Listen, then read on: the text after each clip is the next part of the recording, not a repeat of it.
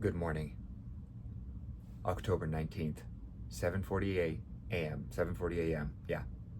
So I have kind of been going back and forth with self-recordings.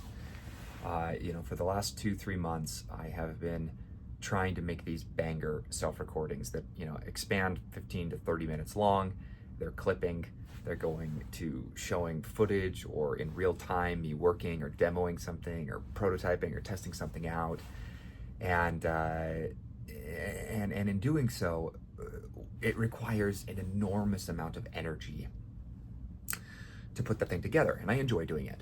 But what I think is what's kind of happening is, as I kind of in everything in my life, I pendulum, right? So I go to an extreme on one side, and then I go to the extreme on the other, and it's usually in going back and forth, ricocheting off these two extremes, that I eventually kind of get to like a really good happy medium, and I'm kind of oscillate right towards like the most effective with the least amount of effort on a consistent, frequent basis. So I'll do something really intense, but I will only do that like once a month, maybe 2 months. And then on the other side, it's like no editing, just vomit it all out, get it done. It takes me 20 minutes, but then I'm done. And I can do that consistently every single week. And now it's trying to like figure out, how do I do self-recordings weekly that are taking kind of the best of both worlds, or doing a self-recording frequently enough, but it's taking the best of both worlds. And so for today, I'm going back to doing just self-recordings at least once a week. I'm going to go through my notes from my planner, talking about the biggest wins, insights, ideas, and reflections, and kind of show maybe a couple of things that are going on over this last week, and then with the intent of still publishing a banger monthly self-recording, right? So maybe I do these weekly self-recordings that are just like this.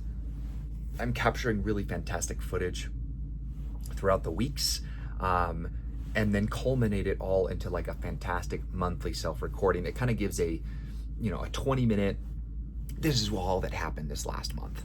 And these are like 20 minutes of just, simple stuff, simple edits, maybe just showing kind of things that are going on.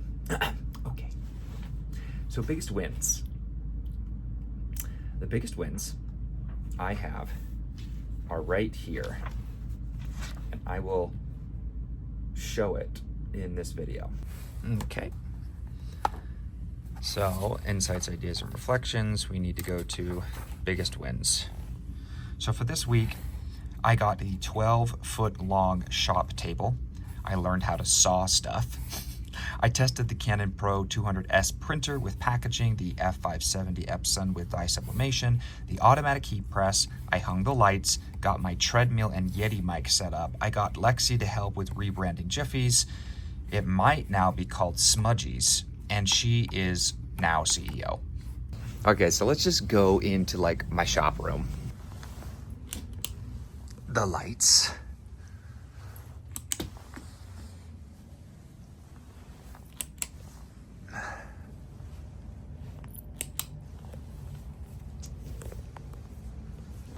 The shop. Look how awesome it is. Okay, so it's still, WIP, work in progress. But this is the Epson 570 printer. This is a 24-inch large format dye sublimation printer. I picked this up from Chris Nichols over this last week, and have been troubleshooting it, as well as trying to test it out, figuring out the printer settings, the communication between, what I guess is the software is originally on PC computers, and I've been trying to get it so that I don't have to use this ghetto PC laptop that kind of came with this full spectrum laser that I picked up this last week, and instead just use my MacBook Pro, send over the files with the right color and profile settings so that it prints it out, and I can start trying the heat press. So that is the F570 printer. Then we have the automatic heat press.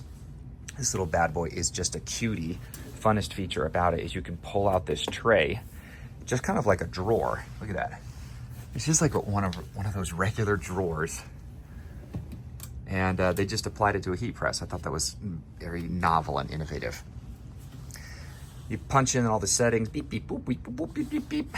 You set your, your printer paper on here, the thing that you want to do, the transfer paper on top of those. If you have to use transfer tape, heat tape, you can use that as well to keep it down.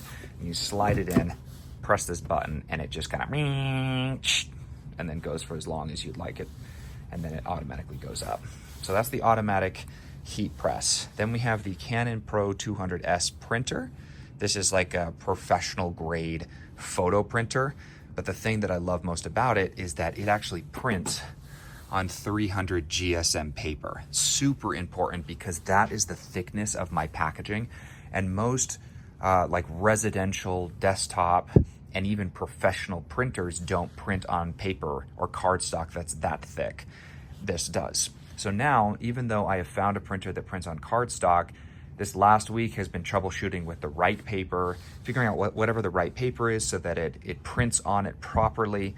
And these are all of the different prototypes that I was testing and figuring out how to, dang it, what the heck? Oh, gosh, I'm gonna have to fix that.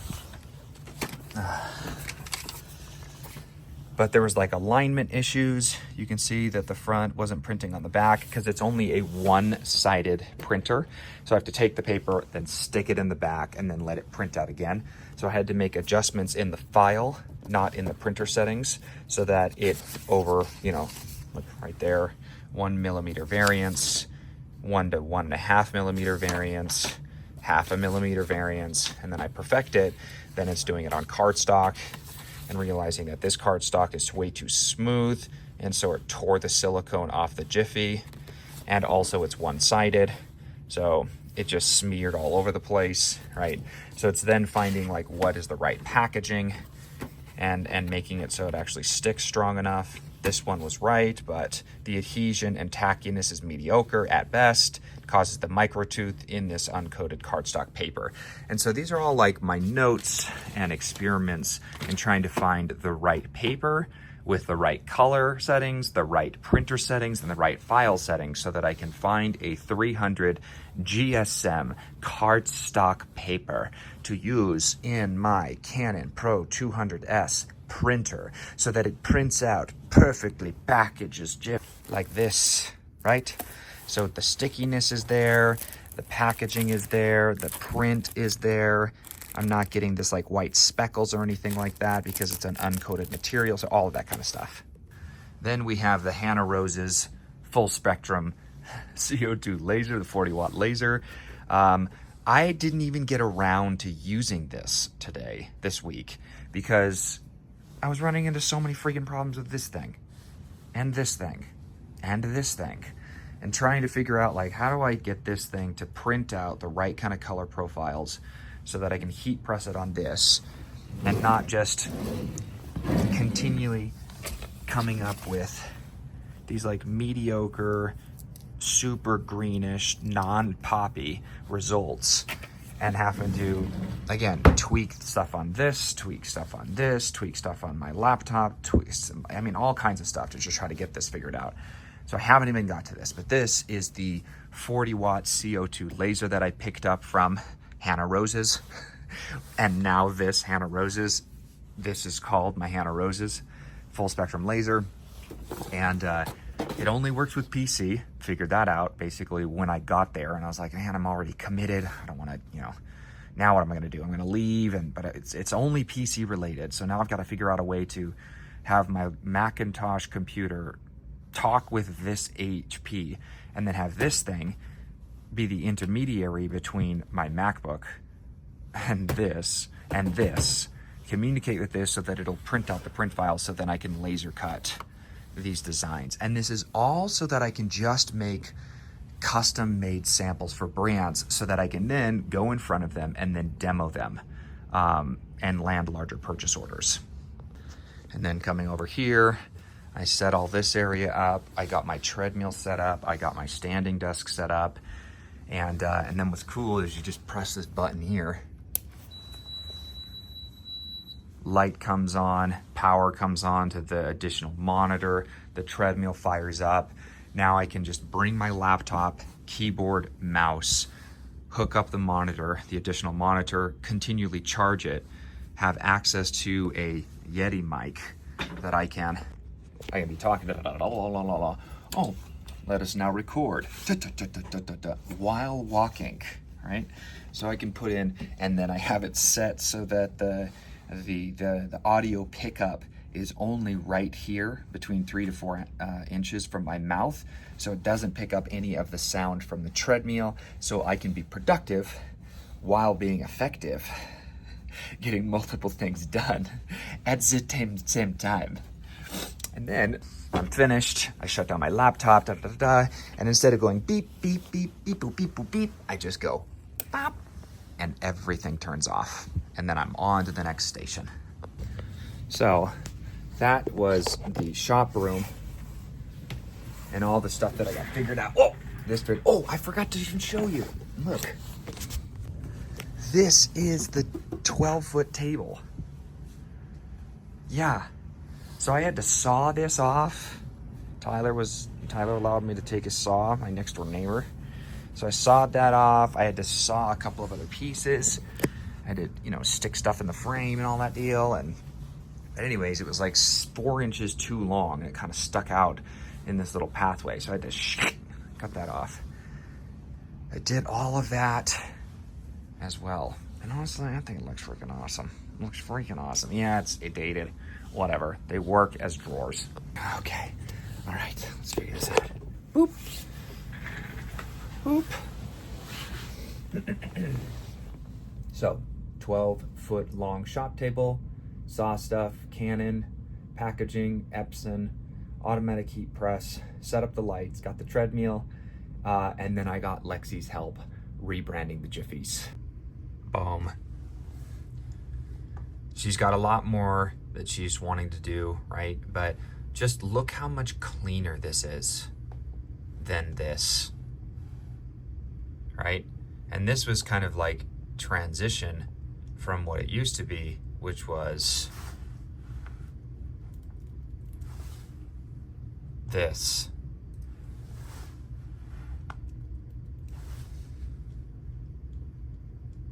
Look how noisy that is. Right? Look how noisy that is compared to this and this. So there's a couple of things. I've been wanting to revive getjiffywithit.com as a website, separate it from Covered Camera, and just know that under the parent company InnoWorks, it's eventually going to all work so it's smooth and it all makes sense. Actually kind of like this brand. And you can already see it, Banana Republic, but it says bananarepublic.gap.com. If you click on this, you'll see that it's obviously Banana Republic, right? It's all on brand. Here to shop, right? But at this header, you've got Gap, you've got Old Navy, and you also have Athleta. So if you're to click on Gap, you'll see that it's Gap.com. And it's a totally different retail clothing brand, at least from the consumer-facing perspective. Then you go to Gap Factory, and again, it's a totally different thing. It's like Walmart and Sam's Club, owned by the same company, but they're servicing two different kinds of customers. The other example that I'm seeing is TJ Maxx. Not now, because it too is owned by a company called TJX. And I actually want to replicate more of TJ Maxx than I do of Gap, because if you look at TJ Maxx, you'll see that there's their regular website. Then you have Marshalls. Then Marshalls, again, kind of looks similar. Where is it? Is it Home Goods? Or Sierra? There we go. So what ends up happening is they start looking different. They're not just cookie cutter, copy and paste. but they actually look like different brands. And so my hope is that I can do this same thing, and instead of, you know, insert product company name, it would be insert company name, then innoworks.com. And then you'd have this header at the top where you could choose the different brands that I own or operate. And instead of, like, if you were to click on this one, so I'll show you my website now. Again, it's ghetto, right? Innoworks.com. But I would love it for the header to be here, and you click on covered, and then this is the website, and it's like, whoa, this is like a techie camera accessory brand. Okay, I get it. Now let's shop it. And it looks unique and doesn't look ghetto like this, because I don't like doing any of this crap. I'm not a polisher.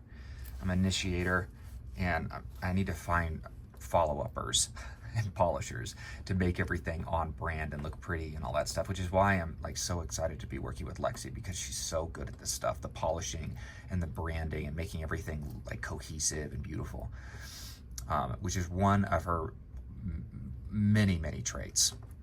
But you see how I've gone covered, and then the next one's Jiffy's. So I didn't want, again, this is me trying to, like, I want to do 100 things in one, but Jiffy's is its own brand. So it was Jiffy's, and then it was like, man, but you could choose solid colors, you could choose special prints. Man, this is kind of a hassle. And so what I did was, originally I had Get Jiffy with it, and I had coveredcamera.com. Covered Camera was its own site, and then Get Jiffy with it was its own site. Since then, I've discontinued getjiffywithit.com. I still have the domain, and I can still upload all of these into like a new Shopify account. But the thing is I wanted it to be like I just showed you. I wanted it to be like, you come to one page, and somehow say it's Get Jiffy with it, right? And it looks just like it's like its own brand, it's its own entity, it's its own thing. It's got its own unique branding. It's catering to a totally different customer. It's a totally different product and brand. But then you can come up here and you'd be like, covered, what's that? Or custom branded screen cleaners. Oh, what's that? Or bricolage. Oh, what's that? Metapreneur. Oh, what's that?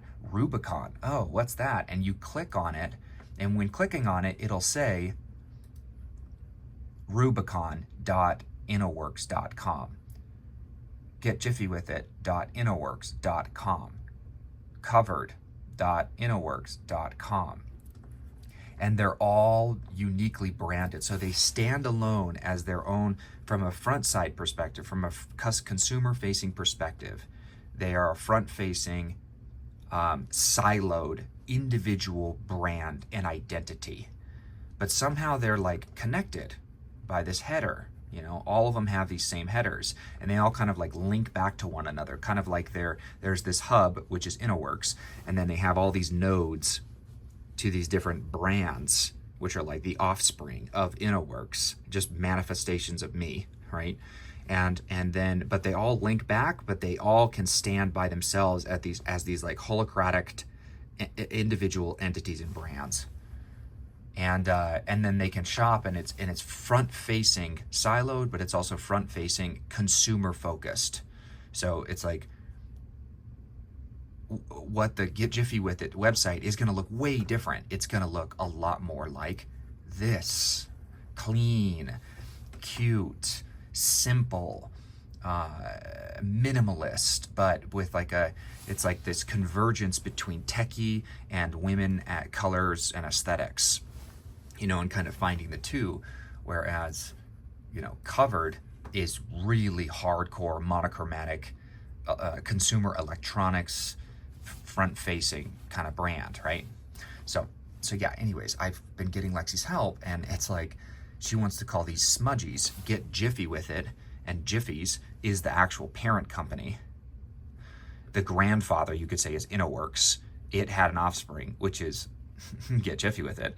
And then under Get Jiffy With It, it's all of your device essentials. So one of the products will be smudgies, right, instead of Jiffies.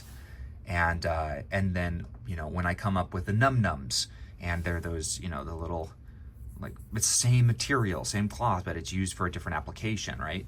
It can fit under Get Jiffy with it, and it can be called Num Nums, but it's following the same like brand scheme and stuff. All right, so that was enough of that. Okay, insights, reflections, and self-recordings. If I push myself mentally to the point of weariness on a single project, great leaps are made after a good night's rest. It's pretty great. Finding the right who's is really like discovering a Master Ball in Pokemon. And I reference it up here. Ultra learning how to effectively delegate or finding the right who's for the needed how is like masterballing Mewtwo. It's game over. It's like the X-Blade, the Chi Blade in Kingdom Hearts.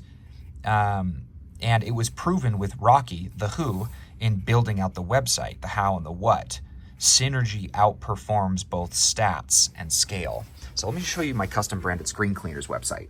You ready to be blown away by this?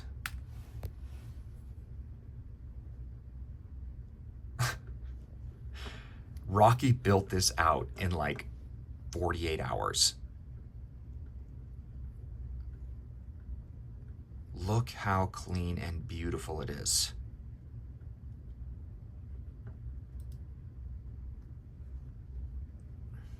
Right? So obviously all these photos are the water bearers. These are going to be replaced. They're just placeholders for the moment. For what I hope, through Lexi's help with rebranding, is this right here. Not smudgies, but something clean like this. That's like this. You know, your logo here, your designs here, your brand here. And then we have that like placed all over these locations, right? So brands can get an idea of like, what is this product? Oh, it's like a little screen cleaner. Oh, I can put my logo on this and now it lives on people's phones. Oh my gosh, I can put it on their laptop and their desktop computer, and oh man, I get it. Like I understand what this is. Look how clean it is, right? I would have never been able to build this out, first of all. And then the amount of time to come up with a janky duct tape solution, me MacGyvering my way to basically completion, as you saw with the covered camera shop website, is it would take me like 100 hours, right? So in finding the right who to do the what and the how, right? It took me a matter of 2 hours talking, really fleshing out what I want, and then holding him accountable to getting it done. Masterballing YouTube. Masterballing Mewtwo. Okay, so then Smudgies is part of Get Jiffy with it, just to explain that. Device essentials for your life. And then just the classic pack plus 2 smalls. And then just 1 large as an add-on. So if people want the large, they oftentimes don't want the rest of them. So I wanted to take a large and just have that be separate in those colors and designs and branding like Lexi had shown. And then offer this size. Of course, it's not here. Here we go, this size. But you just move this one over and then put 2 itty bitty ones, 2 of these right here. So it's just 1 pack. So I don't have a mini pack, starter pack, classic pack, and ultimate pack, and then 500 trillion different colors and designs and patterns. Instead, I have 1 pack. And this 1 pack comes with a medium, it comes with 2 smalls, and then it comes with 2 extra smalls. And then they're all fun patterns and designs and all that stuff, but now it's 1 size. For custom branded screen cleaners, I'll be offering all 4 sizes, all 4 pack sizes, because brands want the business card. Sometimes they want these bigger sizes, maybe something like this, you know, the smaller pack, like this one here, right? Yeah, with their own branding and logo on it. But Get Jiffy with it, and the Smudgies are now just going to come in this 1 size, and that's just like so option expanding and exciting, knowing it's not like, oh, I don't have to come up with 4 SKUs, and then those 4 because there's 4 different sizes, right? Now it's 4 SKUs. Oh, and it's 500 different colors for each. So now I have 2,000 different SKUs. Now I have to order 2,000 different SKUs, and now I'm going to have to be placed in weird MOQs, and it's going to be higher pricing, and it's more complicated, and all that stuff. So, okay, all right. So, you see that? This popped up like I don't know, a week, like 4 days ago, and I think it's a bug bite. Because I don't get acne. I think it's a bug bite when I took a nap down here in the basement, because there are still, you know, insects and stuff. Leave it down here. Okay, and that's it. That's the self-recording for this week, and I kind of freaking love it. I'm gonna compile all of the videos together, but I just showcased my biggest wins, insights, ideas, and reflections, kind of gave an idea of like what happened throughout the week, and my 2 cents on it. And I would say that like the biggest lesson that I learned from this week was oh my gosh, how do I explain this? I don't like managing people. I don't like hiring people to then babysit and then deal with all the problems and all that stuff that happens. But I have in my mind thought that any time that I work with other people, it's in one way, shape, or form I'm having to babysit. And the idea of like, no dude, like if you just find the right who for that how, have it be time bound, so it's a project based, and then have it be like a trial run if it has to become like a process later, that you've skipped the babysitting and the employing of people, and instead it's directly like a performance based, time bound, allowing them true autonomy and freedom to be able to execute the how and create their own processes and curriculum for how they get that thing done. And then it's your job to just kind of show up as a support to them. I show up every day at our daily stand-up, what I've done with Rocky. Haven't done it consistently, and I get excited really quickly when I see so much progress, like the website, that I'm like, well, could you do this? Could you do this? You could do this? And then I got distracted a lot of times. And the kind of same thing with Lexi after she did the branding. I was like, oh my gosh, we could do this and this and this and this. And I got to learn how to like rein it in and keep everyone focused on one sprint, one minimum viable product per project, like per project basis, time bound. But if I can create an impact filter, if I can clearly define what I want, articulate that to the right person, finding the right who, right? Attracting them, converting them, and then retaining them in finishing this time-bound project. All I need to do is like show up every day and be like, all right, dude, what'd you get done yesterday? Great. What are you planning on getting done today? Great. What do you think is getting in the way of you going faster? And then helping them and supporting them in any way I can in order to help them achieve their goal. So I tell them what I want, they agree to it, and then I just get out of the way and let them go crazy. And then we bring it back in for that feedback, that loop, to keep them on track without me having to micromanage, babysit, tell them how to do it, when to do it, where to do it, for what reason they need to do it, none of that different stuff. And then what you could see processes and ongoing stuff. Like, so if I have to hire a social media manager, that's kind of like a position. See it less of that and more of like, I'm only hiring you for the next month. And it's a trial basis. Here are the parameters, here are the metrics. This is what I like. Do you agree with this? Do you think this is accomplishable? Great. Let's meet daily or weekly, right? Do a recurring stand-up. What'd you get done this week? What are you planning on getting done what'd you get done last week? What are you planning on getting done this week? What's getting in the way of you going faster?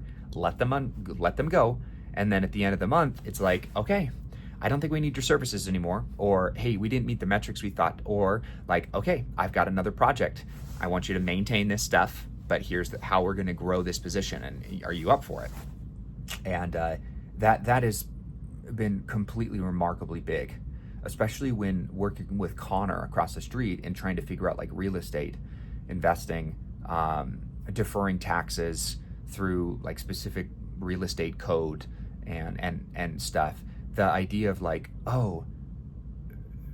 collaborating with others, who, not how, really does unleash a new form of leverage that I'm very new to, and yet